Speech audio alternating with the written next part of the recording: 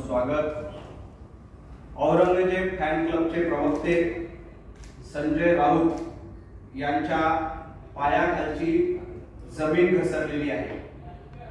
महाराष्ट्राचे मुख्यमंत्री आदरणीय देवेंद्रजी फडणवीस यांच्याकडे उपराष्ट्रपती पदासाठी विविध पक्षांना संपर्क करण्याची जबाबदारी आल्यामुळे राऊत यांचं डोकं फिरलंय।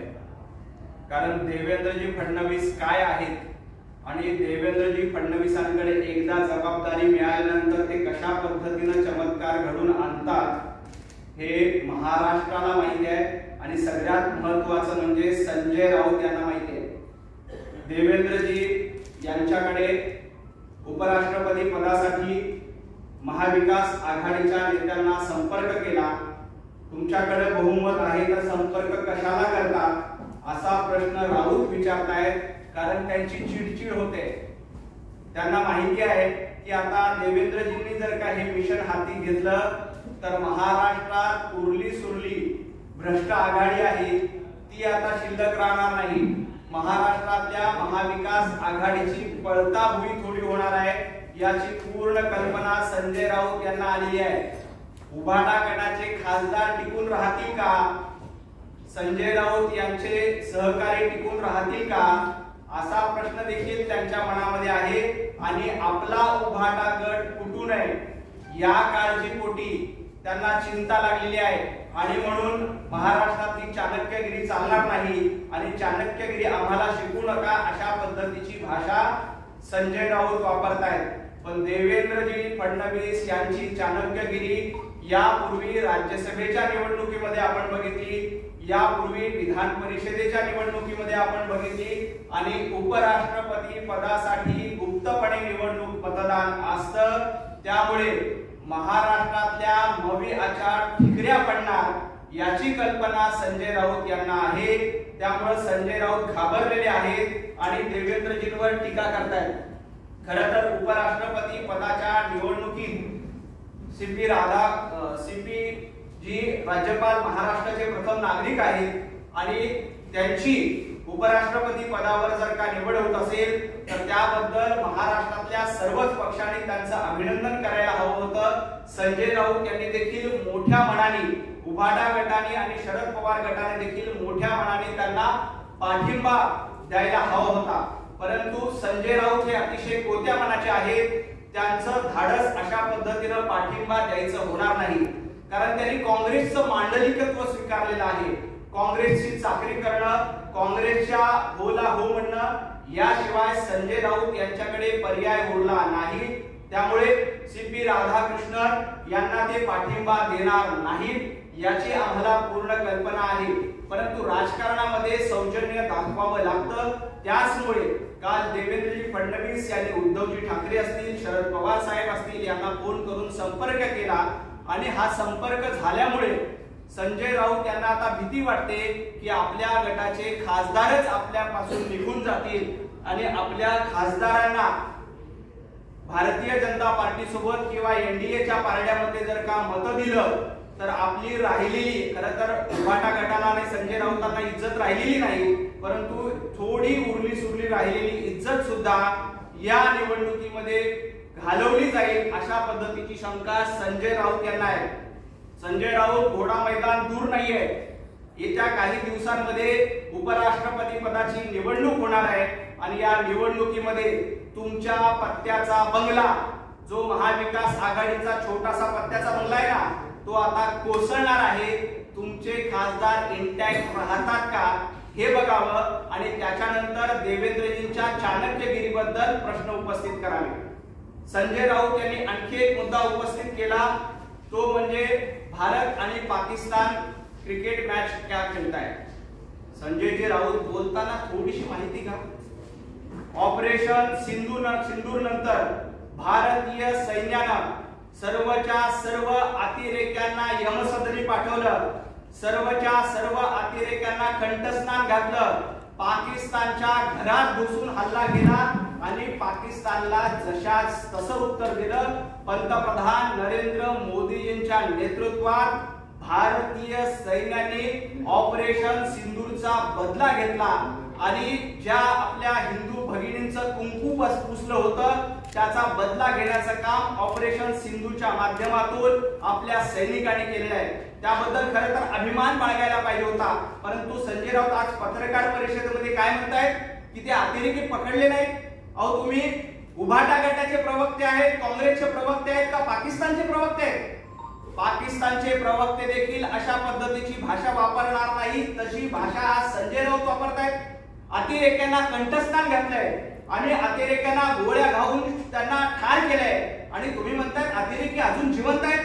अहो ही भाषा पाकिस्तानचे प्रवक्ते देखील वापरणार नाहीत, पाकिस्तानचे मंत्री देखील वापरणार नाहीत, अशी भाषा तुम्ही संजय राऊत वापरतात। महाराष्ट्र आणि हिंदुस्थान ही तुमची भाषा बघतोय। पाकिस्तानला धडा शिकवण्याची ताकद या भारतामध्ये आहे आणि अशी ताकद असताना तिथले अतिरेकी अजून जिवंत आहेत अशा पद्धतीचं वक्तव्य तुमचं येतंय। अहो आम्ही त्यांना घरी बसवलं, त्यांना कंठस्नान घातलं, घरात घुसून आम्ही मारले। त्यामुळे भारतीय सैन्याच्या शौर्यावर तुम्ही शंका उपस्थित करताय, भारतीय सैन्याने केलेल्या शौर्याचा अपमान तुम्ही करताय। त्यामुळे तुम्ही भारतीय सैनिकाच्या शौर्याचा अपमान केल्याबद्दल नाक घासून माफी मागितली पाहिजे। ज्या अतिरेक्यांना आम्ही कंठस्नान घातलंय ते जिवंत आहेत असं जर का तुम्ही म्हणत असाल तर त्याबद्दल उभाटा गटाने, उद्धव ठाकरे यांनी, आदित्य ठाकरे यांनी आपली भूमिका स्पष्ट केली पाहिजे। आणि अतिरेक्यांना कंठस्नान घालतो आणि संजय राऊत म्हणतात ते जिवंत आहेत। तुम्ही त्या माता भगिनींचा अपमान करताय ज्यांचं कुंकू पुसलं गेलंय, तुम्ही त्या वीर सैनिकांचा अपमान करताय ज्यांनी 2 हात करून पाकिस्तानला धडा शिकवलाय। त्यामुळे संजय राऊत यांनी या प्रकरणामध्ये तातडीनं माफी मागितली पाहिजे। राहिला प्रश्न क्रिकेटचा, भारत आणि पाकिस्तान या दोन्ही देशामध्ये, दोन्ही देशादरम्यान सामने होणार नाहीत हे आधीच स्पष्ट केलंय, परंतु आशिया कप हा भारत आणि पाकिस्तान दरम्यान नसतो, त्यामध्ये वेगवेगळे देश असतात आणि त्या वेगवेगळ्या देशांसोबत आपल्याला आपला जो करार आहे त्यानुसार खेळावं लागतं। परंतु भारताच्या भूमीवर पाकिस्तानचा एकही खेळाडू येणार नाही आणि भारताचा एकही खेळाडू पाकिस्तानच्या भूमीवर जाणार नाही आणि पाकिस्तानच्या भूमीमध्ये आम्ही क्रिकेट खेळणार नाही आणि पाकिस्तानला भारताच्या भूमीत येऊन क्रिकेट खेळता येणार नाही, ही देखील स्पष्ट भूमिका आम्ही सांगितलेली आहे। त्यामुळे राष्ट्रवाद काय असतो, भारताच्या देशासाठी आणि लढण्यासाठी काय केलं पाहिजे हे संजय राऊत यांनी शिकू नये।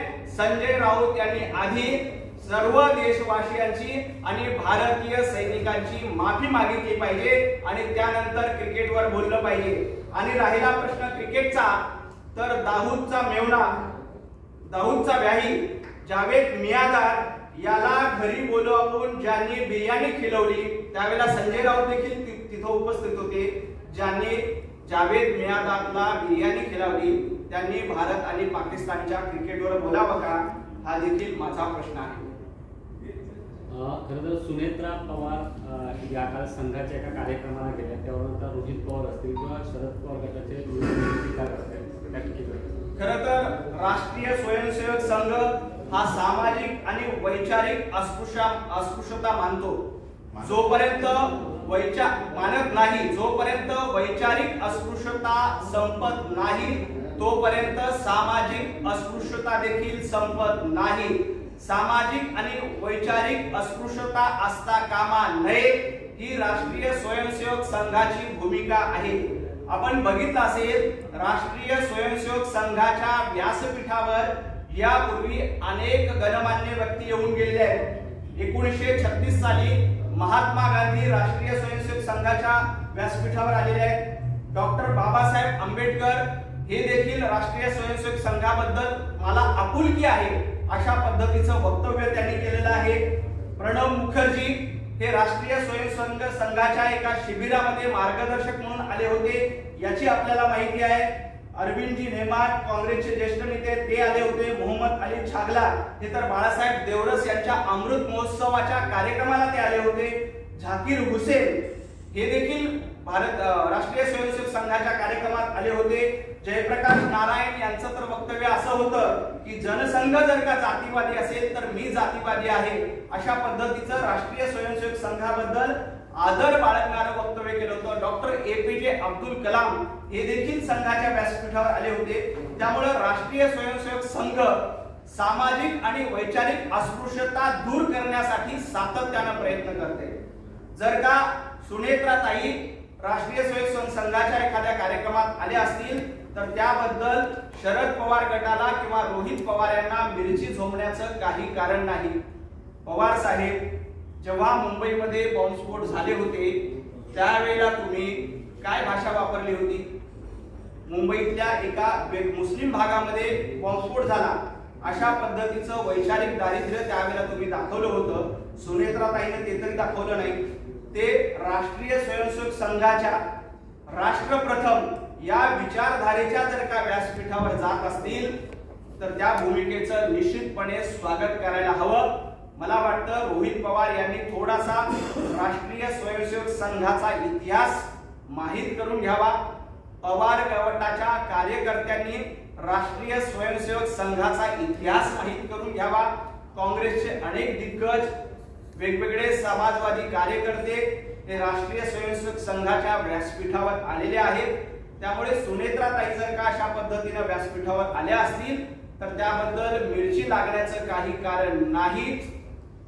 बॉम्बस्फोट बद्दल पाकिस्तानची गोंजारणी करण्यापेक्षा राष्ट्रीय स्वयंसेवक संघाच्या व्यासपीठावर येणं, एका धर्मियाचं लांबुलचालन करण्यापेक्षा राष्ट्रीय स्वयंसेवक संघाच्या व्यासपीठावर येणं हे कधीही चांगलं असतं. हे शरद पवार गट आणि रोहित पवार यांनी ध्यानात ठेवावं.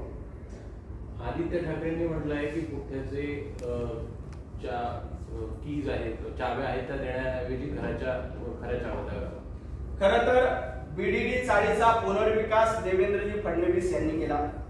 BDD चाळीमध्ये जेव्हा महाविकास आघाडीचं सरकार होतं तेव्हा घराची किंमत होती 50 लाख. किती होती? 50 लाख. त्या कॅबिनेटमध्ये आदित्य ठाकरे मंत्री होते. त्यावेळेला ते पैसे का पुठ्याचे येणार होते का? 50 लाख वरळीतले नागरिक पुठ्याचे पैसे देणार होते का? देवेंद्रजी फडणवीस जेव्हा सरकारमध्ये आले तेव्हा त्यांनी BDD चाळीच्या घराच्या किमती कमी केल्या. परवडणाऱ्या दरामध्ये सर्वसामान्य मराठी माणसाला, परवडणाऱ्या दरामध्ये सर्वसामान्य BDD चाळीतल्या रहिवाशांना घर मिळालं पाहिजे यासाठी देवेंद्रजींनी प्रयत्न केले आणि त्याच्या चाव्याचं वाटप केलं. काही दिवसांमध्ये त्याचं स्थलांतरण होईल आणि BDD चाळीच्या पक्क्या घरामध्ये जातील. आदित्यजी, जेव्हा तुमचं सरकार असताना 50 लाख रुपये त्याची किंमत ठेवली होती, ते काय पुठ्याचे पैसे नागरिक देणार होते का? त्यांना तर घामाचे कष्टाचे पैसे द्यावे लागले असते. त्या पैशाची किंमत देवेंद्रजींनी कमी केली, त्याबद्दल तुम्ही बोलत नाही. आणि आता चावीमध्ये थोडीशी दिरंगाई होत असेल तर त्याबद्दल देखील प्रशासन दखल घेईल आणि तातडीनं त्यांना घरामध्ये स्थलांतरित करण्याचा प्रयत्न होईल. परंतु तुमच्या काळामध्ये 50 लाख रुपये किंमत होती, त्याबद्दल तुम्ही चकार शब्दात बोलत नाही. आधी आदित्य ठाकरेंनी 50 लाख किंमत का ठेवली होती आणि स्वतः आदित्य ठाकरे त्या कॅबिनेटमध्ये असताना 50 लाख रुपयाची किंमत का ठेवली होती याचं उत्तर त्यांनी द्यावं. मागील काही दिवसापासून तुम्ही ठाकरे गटाचे खासदार संजय राऊतांच्या सगळ्या पत्रकार परिषदांना थेट आणि आक्रमक उत्तर देत आहे आणि ठाकरे गटाच्या नेत्यांकडून सुद्धा यावरती टीका होते. संजय राऊतांच्या अंगावरचा कचरा सुद्धा नाही. नवनाथ पण कचरा आहे का अजून कोणी आहे हे शरद कोळी ठरवणार नाही तर महाराष्ट्रातली सर्वसामान्य जनता ठरवेल. शरद कोळी यांना अधिकार नाहीये की नवनाथ पण कचरा आहे का नवनाथ पण अजून चांगला आहे. चांगला आहे का कचरा आहे ही जनता ठरवत असते. चांगला आहे का कचरा आहे सर्वसामान्य माणूस ठरवत असतो. आणि शरद कोळी यांना साल्या म्हणतात. संजय राऊत नवनाथ बनला शिव्या घालतात. अत्यंत खोटी अशी बातमी छापली. आपल्या सगळ्यांना कल्पना आहे की देवेंद्रजी फडणवीस हे बहुजन समाजाचं नेतृत्व करतात. देवेंद्रजी फडणवीसांनी कधीही एका समाजाचा विचार केला नाही. अनेक बहुजन समाजाची पोरं उभी करण्याचं काम, अनेक बहुजन समाजाचे नेतृत्व उभं करण्याचं काम देवेंद्रजीने सातत्याने केले आणि देवेंद्रजींनी जाहीरपणे व्यासपीठावर सांगितलंय की भारतीय जनता पार्टीचा DNA OBC आहे. भारतीय जनता पार्टी बहुजन समाजाचं नेतृत्व करत आहे आणि देवेंद्रजी फडणवीस हे एकमेव नेते आहेत. त्यांनी कुंभार समाजासाठी महामंडळ स्थापन केलं, भटक्या विमुक्तासाठी महामंडळ स्थापन केलं, धनगर समाजासाठी महामंडळ स्थापन केलं. 18 पगड जातींना 12 बलुतेदार, 18 अलुतेदार यांना सोबत घेऊन जाण्याचं काम देवेंद्रजींनी सातत्यानं केलंय. ही एक वर्तमानपत्रांनी अतिशय खोटी खोडसाळपणाची बातमी दिलेली आहे। सर्वच महामंडळांना जे काही महामंडळ महायुती सरकारनं घोषित केलेली आहेत त्या सर्व महामंडळांना समान न्याय, समान वागणूक, एवढंच नाही तर समान निधी देण्याचं काम देवेंद्रजींनी सातत्याने केलंय। देवेंद्रजींनी उभ्या आयुष्यामध्ये कधीही अशा पद्धतीची भूमिका घेतली नाही। भारतीय जनता पार्टीचं सरकार, महायुतीचं सरकार सबका साथ, सबका विश्वास, सबका प्रयास यावर विश्वास ठेवून काम करते। त्यामुळे कुठल्या तरी एका समाजाला आम्ही मोठी बाजू देतो आणि दुसऱ्या समाजावर अन्याय करतो हे भारतीय जनता पार्टी आणि देवेंद्रजींच्या स्वप्नात देखील येणार नाही।